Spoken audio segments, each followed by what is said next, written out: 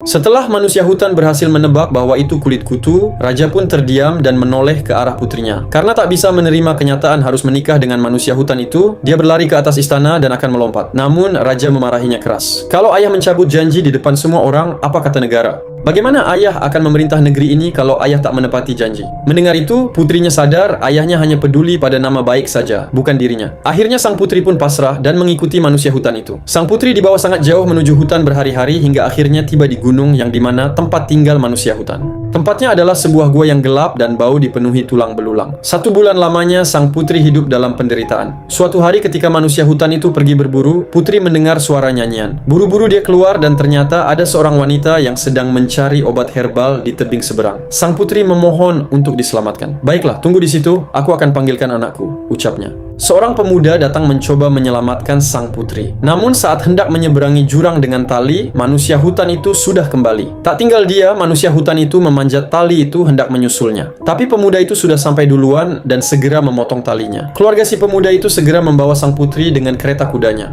Tapi manusia hutan itu ternyata masih hidup dan mengejar mereka. Sang ibu menyuruh anaknya meminum minyak lampu lalu menyalakan api untuk menyerang manusia hutan itu. Berusaha membakarnya hidup-hidup. Namun manusia hutan itu terlalu kuat. Dia berhasil memadamkan api dan menghabisi pemuda itu. Bahkan sang ibu juga memilih mengorbankan diri agar sang putri bisa lari. Sang putri pun berlari sekuat tenaga dan bersembunyi di tepi-tepi. Tapi penciuman manusia hutan itu sangat tajam. Dia segera menemukannya. Namun saat hendak menyeret putri pulang, sang putri tiba-tiba berubah sikap. Dia memeluknya dengan lembut dan berpura-pura mencintainya. Si manusia hutan yang terbakar cinta itu menjadi lengah. Ketika dia berbalik untuk memanggul putri pulang, tanpa ragu gadis itu memotong lehernya. Sang putri yang dulu lembut kini dengan dingin membawa pulang kepala itu ke istana. Raja yang menyesali perbuatannya akhirnya turun takhta. Dan sejak itu, sang putrilah yang menjadi ratu memerintahkan kerajaan itu. Yang suka surga, buktikan dengan like dan subscribe.